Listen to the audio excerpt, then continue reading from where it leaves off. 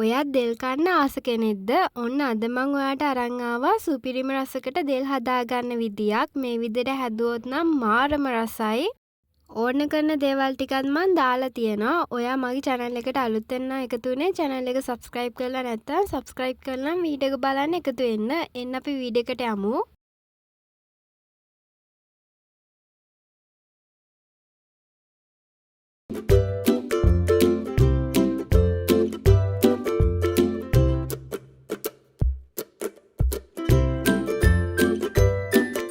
දෙල් ගෙඩිය කෑලි වලට කපාගෙන ඇතිලියටම දාගන්න.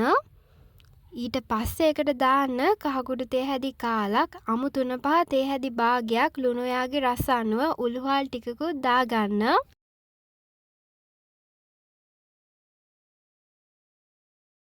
රතු ලුණු, අමු මිරිස්, කරපිංචා, රම්පත් දාගන්න.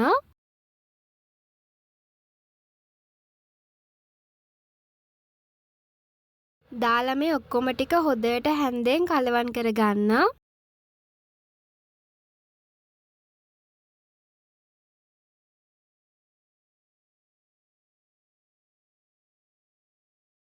අපි දැන් එහෙනම් දියකිරි දාලා ලිපේ තියාගමු. මම දැන් දියකිරි ටික දාගන්නවා. තැම් වෙනකම් වහලා තියාගන්න. ඊට පස්සේ දාගන්න තියෙන්නේ මිටිකිරි. මම මිටිකිරි ටිකක් දාගන්නවා. මිටිකිරි දාලා නටනකම්ම හැන්දෙන් කලවම් කරන්න. ආයෙ වහලා තියාගන්න ඕනේ නැහැ.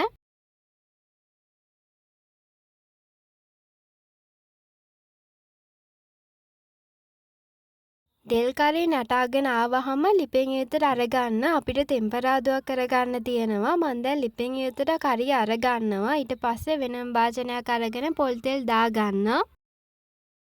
තෙලට දාගන්න කොටාගත්ත සුදු ලුණුයි හීනියටම කපාගත්ත බී ලුණුයි මේ ටික වෙලාවක් තෙලේ බැද ගන්න ඕනේ.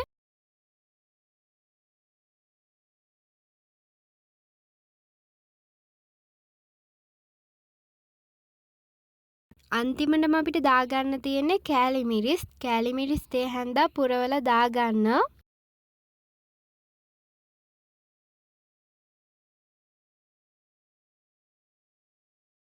දැන් මේ හදාගත්ත තෙම්පරාදෝ දෙල් කරියට දාලා කලවම් කරගන්න ඕනේ. අපි දැන් ඒක කරගමු.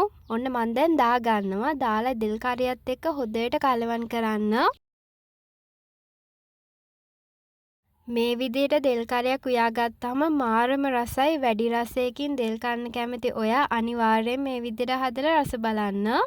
බලන්න හොඳ රස පාටයකට ඇවිල්ලා තියෙනවා. ඒ වගේම මේක මාරම රසයි. ඔයත් අනිවාර්යයෙන්ම ගොඩක් කැමති වෙනවා.